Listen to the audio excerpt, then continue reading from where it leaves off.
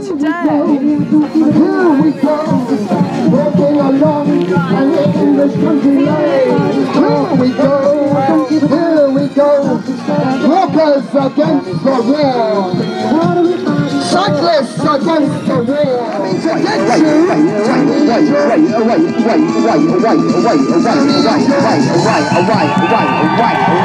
I'm here because it's a protest to try and stop the war on Iraq.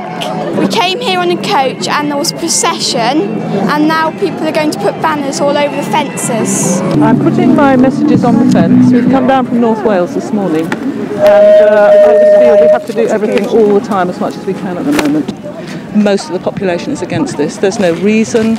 There's false propaganda. There's all sorts of stuff. Yeah, we're just here to protest about the American airbase in the UK and the UK involvement in the war, but also the whole US idea that they can use the war as an excuse to basically get their hands on Iraq, and that the only people who are going to suffer are the Iraqi civilians. And the other thing I've got is these postcards, which is basically just linking the idea that the American war is all about money, and also ASO, it's all about oil. Well, the last time I was here was 20 years ago. I was in Fairford. I was in connection with all the American bases and why they're in Britain, and here we go, yet again, 20 years later. They're using British soil to, you know, start a war.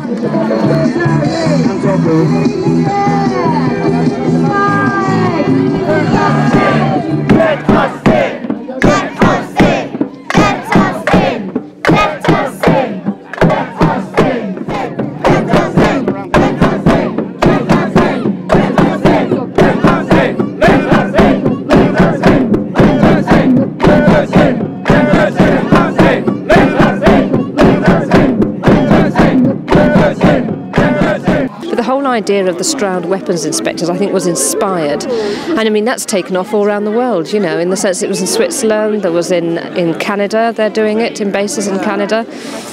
So, you know, you have to have an idea that hits people, you know, otherwise it's the same old thing. I think it's actually a scandal that the Americans are not letting any international inspectors into their bases to inspect for chemical and biological warfare weapons, even though they're signatories to the treaty that says that they should. The whole thing is based entirely on hypocrisy. America's got more weapons of mass destruction than anybody else.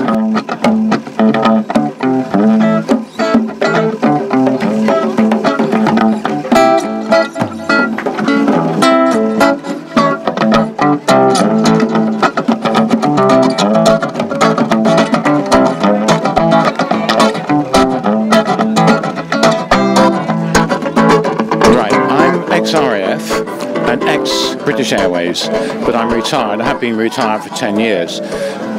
For most of that 10 years I've been enjoying retirement, flying my little airplane, but all of a sudden I thought, wow, I don't like this war.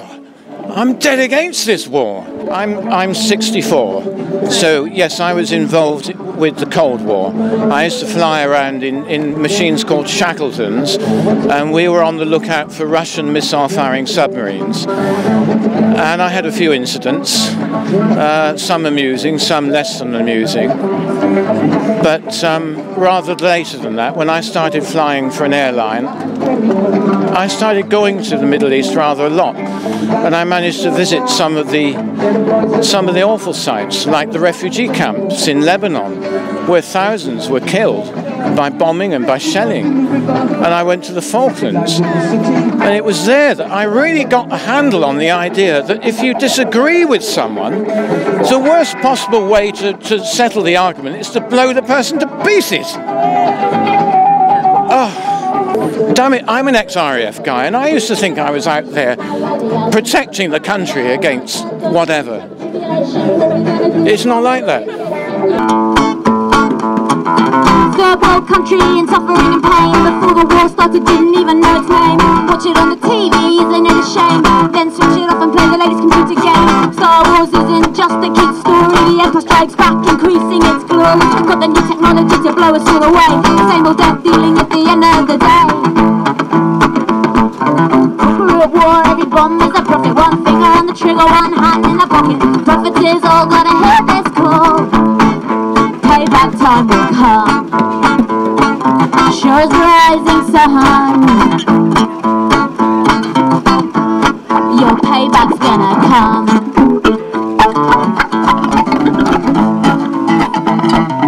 Gunna, gunna, ladies are gunna, gunna, gunna. Too much war, gunna, gunna. Ladies are gunna, gunna, gunna.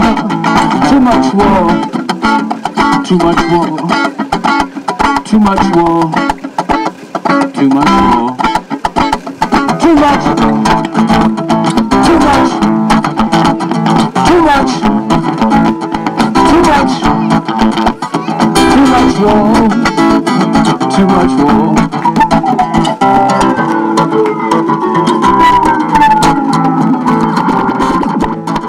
Getting into the base was great actually. We managed to make a hole into the fence and about 50 of us got in at various places. I think before the police noticed. I managed to stay in there for about 20 minutes before I got caught and finally ran out of air, so I couldn't run any further, so I stopped. And a policeman came up and gave me a hug and he said, "Well done, mate." And he said, "I used to be at Greenham Common." And he said, "I think what you're doing is fantastic." He said, "Keep up the good work." And then another guy came along and walked me back to the fence and put me through the hole. And he said pretty much the same thing. It was very interesting actually, and you get through this sort of uniform stuff, and I haven't met anyone today who's not against the war on either side. All of the people who come along today get inspired and keep coming back, and they tell other people, and more people keep coming back. So there's a cumulative effect, and I think, you know, us hearing about the protests in Washington and San Francisco inspire us, and you know, them hearing that there are people invading the bases here inspire them. So I think it's part of a much wider thing, and it's where I've been inspired to go and come back with a even bigger set of wire cutters, and you know. Yeah. We're thinking of creative things to do that are peaceful actions, like flying kites so that they can't take the planes can't take off. Encouraging people to use biofuels in their car instead of oil, sort of petrol. There are all sorts of creative things that are happening, and every time I talk to someone else, I find out some new and inspiring and creative way of resisting.